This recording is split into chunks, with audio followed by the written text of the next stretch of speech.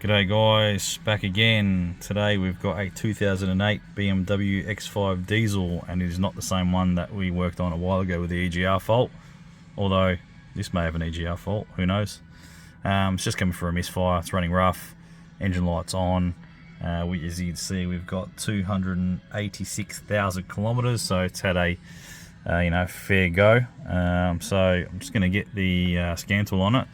Top Don just recently sent me a little scan tool, handheld one, the RT Diag 800 BT, I think it is. So I might just whip that out, put it in here, and see how that reads. So I'll get that on and let's have a look. Okay, here we are. This thing boots up pretty quick, so we just got the wireless dongle down there. Let's see if we can VIN scan this car, or let's see how fast it is.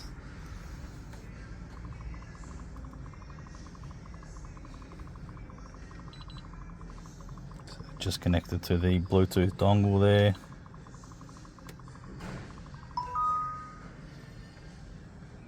It's pretty good.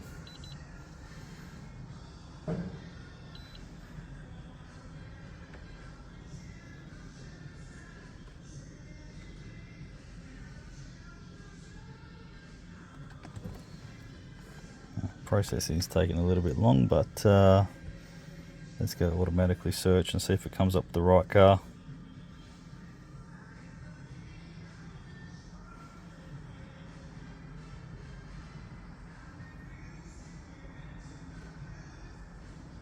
Communicating, I see the blue light flashing down there. E70, yes. X5 3 SD. Country USA, yeah, whatever. Next.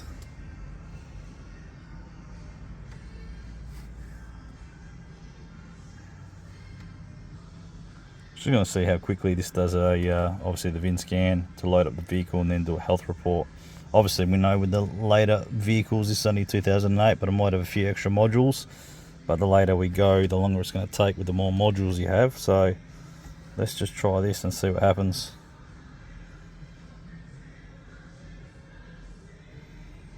It's relatively quick actually.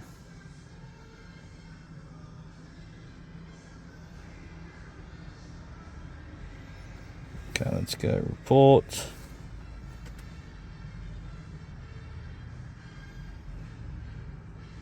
Generating is spelt wrong, but we can live with that as long as it's doing what it's supposed to do.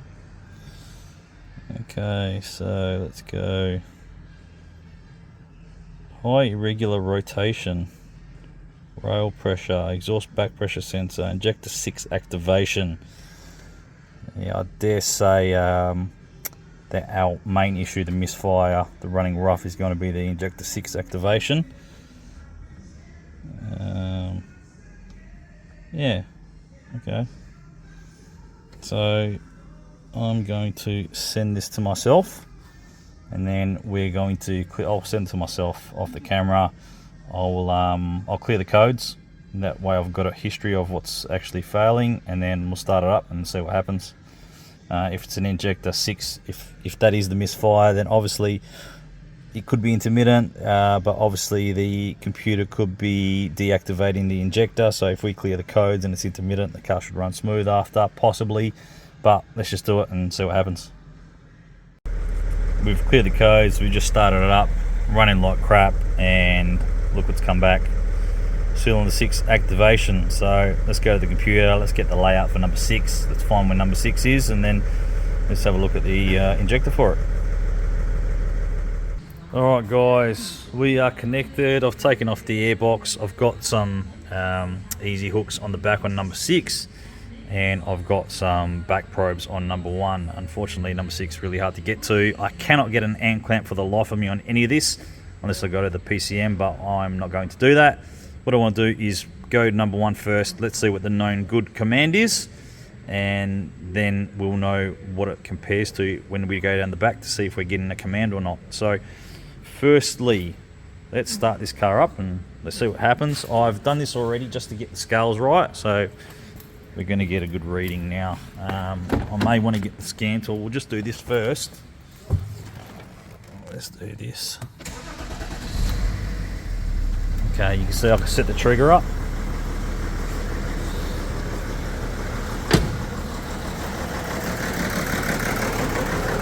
Okay, pause that. Okay, so firstly I have to apologise as this screen recorder isn't really great quality, but I can tell you that the red and the blue signals basically mirror each other. So what we're looking at here is all of the power commands to all of our injectors, even though we're on number 1. If you're thinking, why can we see power to all the injectors if we're only back probed on number 1? That's a good question, and here is why. So the injection strategy on this, the PCM gives power to all the injectors at the same time when any injector is fired, and it only grounds the injector that is meant to be fired at the time. For example, let's bring up the firing order. So when 1 is due to fire, it provides power to all 6 injectors but only grounds number 1 for it to fire. As you can see here, because this is the injector we're currently on. Next in the firing order is 5, so the PCM provides power to all 6 injectors but only grounds number 5 for it to fire, and so on. Now you may also be thinking, why is there power on both wires on our capture? Let me quickly bring up a wiring diagram and I'll show you why. So here is our solenoid type injector. We have 130 volts, for example, coming from the PCM. The 130 volts goes through the solenoid, comes out the other side and goes back to the PCM. When it's this injector's turn to fire, the PCM will ground this wire. So if we've got our back probe here and our injector's not firing, if we get power on one side 130 volts, we are going to have exactly the same reading on our second back probe. So hopefully that makes sense. Don't know if I explained that pretty poorly, but hopefully that does make sense. So back to our capture, what can we see here? Well, we see our number 1 firing. We see number 5 with a slightly extended duration. We see number 3 looking normal. Then we see number 6 off the scales with over 200 volts. Then number 2 normal and number 4 slightly extended duration. So what can we take away from that? Firstly, number 6 is skyrocketing. Is the computer trying to fire it but it can't and it just spikes? We need to test on number 6 and find out, but clearly there's an issue there.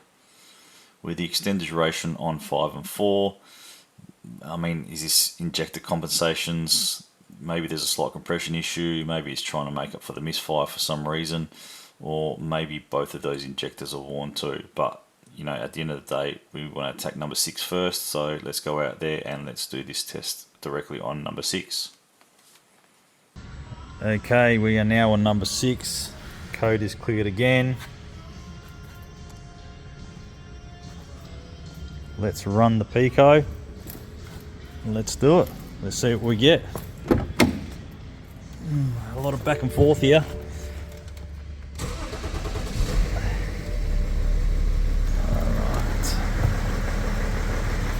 Got a capture there. Let's go over. Stop the scope. Turn the car off again.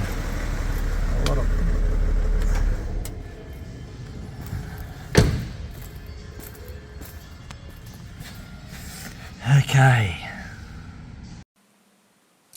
So here's our number 6, and we can see there is no attempt to fire even after the code was cleared. So when the key's on, does it automatically know there's a fault if the resistance is low on the injector or something like that? Or could the injector driver in the PCM be failing? The problem is that the connectors on this are an absolute nightmare, so I couldn't even extend the wiring and see if it fires number 5, for example. The next thing I want to do is get the mega tester onto number 6 injector and see if there's an issue with it, or if not. If there's not an issue with the injector, then we know what we're chasing regarding wiring or the driver issue.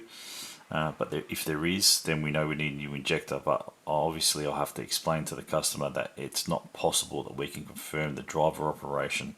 Unfortunately, we don't even have a dummy injector, for example, that we could even use. It needs to have an injector first, so it's going to have one, and then we reassess after that. So let's get the mega tester on it first and let's see what happens and decide what to do.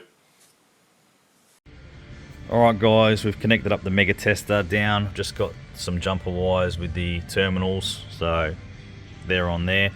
Now luckily I could get that number 6 connector off, but believe me, it's almost impossible to get any of the other connectors off and the injector pipes, so the whole intake manifold has to come off to take those off, which is an absolute nightmare. But regardless, we're on. Let's get the mega tester on. Let's give it 100 volts, see what it can hold, and let's look at the resistance reading. There you go. So we're putting 100 volts into that. It's only holding 5.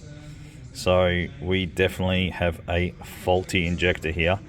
And 10 kilo ohms compared to, I think the spec is 180 kilo ohms. So we definitely need a new injector here. Let's speak to the customer and I'll get back to you. Alright guys, so we've got the injectors out and the return line. Going to replace all these injectors. As you can see, number 6 covered in crap. Look at the washer. I dare say that was leaking. That was an absolute nightmare to get out. Number 5 wasn't, you know, that much better, but yeah, you can see they're a little bit bashed up from just trying to get them out because they were just horrible to get out. But that's done. We're going to get these new ones in and then we're going to start it up and see how it goes. Obviously we weren't sure about the control side of it, whether the computer recognises there's a fault with the injector and it automatically won't fire it. We think that's the case. Obviously the injector was shorted, so we're just going to start it up, see what happens, and if it starts up fine, then fantastic, we're on the way, and if it doesn't, then we'll obviously make a call and speak to the customer, see what he wants to do. So let's get the new ones in and see how it goes. Alrighty guys, to be honest with you, a bit of a nightmare to replace these injectors. The back one was stuck badly, and even removing the cowling stuff, we didn't even remove the cowling. Customer came in and wanted to remove the cowling himself because we did advise that a little bit banged up, so water could be leaking onto the new injectors and we didn't want to run that risk. So that's where we're at. So all done. It took a bit longer than expected trying to get these injectors out, but we're all together. Let's give it a crack.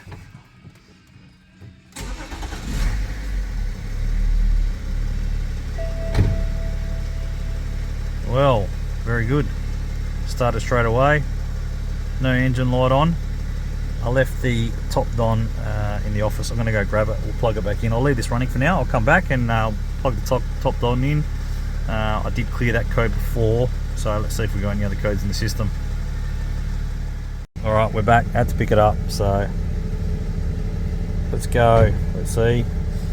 I'm really enjoying this top on tool, to be honest. It's very quick, very fast, pretty handy, really pretty good on the Euro cars, which is surprising. Just want to do a final check on it, and then we'll figure out what we need to do with road testing or anything like that. We're going to take it for a road test, make sure there's no leaks, make sure everything works right. Let's just check there's any codes first.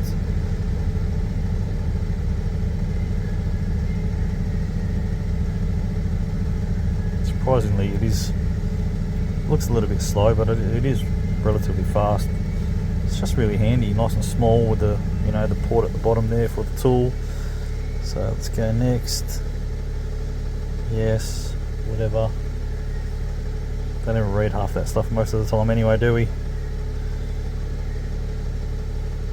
We'll just go straight into the DME.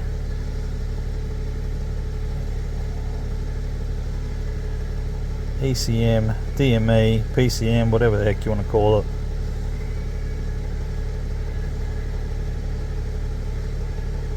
No fault codes. Absolutely awesome. It's running fantastic. Go and check for leaks, then go for a spin. Make sure it drives alright. If you don't see anything after this clip, this car's done, ready to pick up. Thanks for watching, guys. Hopefully there was something that you learnt from there. If not, hopefully it was half interesting to watch at least. Thanks for watching, guys. We'll see you next time.